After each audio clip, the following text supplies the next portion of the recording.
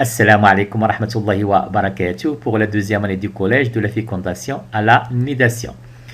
Notre activité 1 nous demande de définir la fécondation et de déterminer le lieu de la fécondation, bien sûr. Nous avons un document animé qui représente l'utérus, comme vous le constatez, le col de l'utérus. Nous avons les trompes de Fallope et nous avons bien sûr nos dos ovaires. Voyons ce qui se passe. Donc, l'arrivée des spermatozoïdes, ils vont se diriger grâce à leur mobilité, bien sûr, puisqu'ils possèdent un flagelle.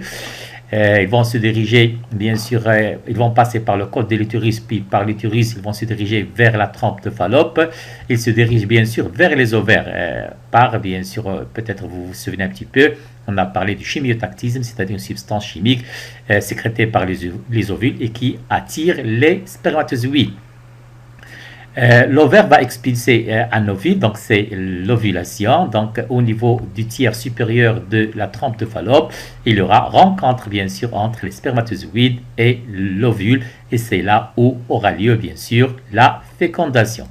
Voyons les étapes de la fécondation. Donc notre étape 1, ça sera la danse des gamètes, donc des spermatozoïdes autour de notre ovule. Deuxième étape, pénétration d'un seul spermatozoïde, comme vous le constatez. Troisième étape, migration du noyau, bien sûr, des spermatozoïdes vers le noyau de l'ovule. Quatrièmement, bien sûr, il y aura fusion entre les deux noyaux, bien sûr, et on obtiendra, cette fusion va aboutir à la formation de notre cellule œuf. C'est la fécondation. Comme nous l'avons déjà dit, la fécondation, c'est une étape fondamentale de la reproduction sexuelle pendant laquelle le gamète mâle fusionne avec le gamète femelle, notamment bien sûr les deux noyaux bien sûr du spermatozoïde et celui de l'ovule. La fécondation a lieu dans le tiers supérieur de la trompe de Fallope. Les étapes de notre fécondation, que nous les avons déjà montrées. Activité 2, décrire le devenir de l'œuf depuis la fécondation jusqu'à la nidation. Voyons bien sûr, nous avons notre ovaire, bien sûr, un seul follicule, un follicule mûr, bien sûr, qui arrive à maturité, va expulser, bien sûr, l'ovule, c'est l'ovulation, effectivement. Le reste du follicule, bien sûr, qui est expulsé, l'ovule va se transformer en corps jaune, comme vous le constatez. L'arrivée des spermatozoïdes au niveau du tiers supérieur de la trompe de Fallope, il y aura rencontre entre spermatozoïdes et ovule et par la suite fécondation. La formation de la cellule œuf, bien sûr, juste après, comme vous allez le constater, celle-ci va se diriger par la trompe de Fallope vers la cavité de l'utérus et au cours de son trajet, bien sûr, elle va subir des divisions, donc stade 2 cellules, stade 4 cellules, stade 8 cellules, bien sûr. Et bien sûr, à ce stade-là, on obtiendra ce qu'on appelle la morula vers le 4e jour.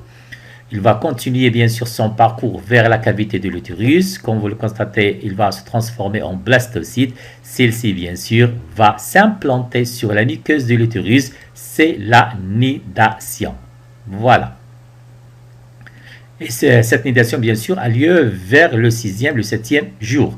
Comme nous l'avons déjà montré, notre fécondation, bien sûr, formation de la cellule œuf, stade de cellules, stade 4 cellules, 8 cellules, la morula, blastocyte, bien sûr, et la plantation de la blastocyte, et c'est la nidation. Comme nous l'avons déjà dit, juste après la fécondation, l'œuf ainsi formé va migrer, bien sûr, vers l'utérus en se divisant au cours de son parcours. Bien sûr, il va subir des divisions par mitose, un certain ensemble de divisions. Donc, après plusieurs divisions, on obtiendra un amas de cellulaires appelé morula. Celle-ci va creuser une cavité, bien sûr, et dans ce qu'on appelle un blastocyte. Durant cette période, l'embryon restera à l'état libre, mais vers le 6e, 7e jour, bien sûr, notre blastocyte va se fixer, va s'implanter au niveau de la muqueuse de l'utérus. C'est la nidation. Activité 3, décrire les étapes de la fécondation in vitro. In vitro, c'est-à-dire dans des tubes A et C. Donc, notre, bien sûr, utérus, col de l'utérus, le vagin, nos deux ovaires, bien sûr. Dans un premier temps, il y aura une stimulation hormonale des ovaires qui va favoriser la maturation de plusieurs follicules, bien sûr. Par notre seringue, on va bien sûr effectuer un prélèvement des ovules matures effectué par ponction des follicules ovariens, comme vous le constatez.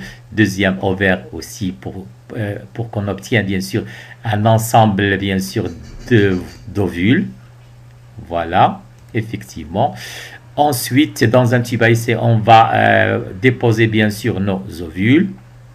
Et dans un troisième temps, bien sûr, on va ajouter ces ovules dans un tube à essai contenant un échantillon de spermatozoïdes.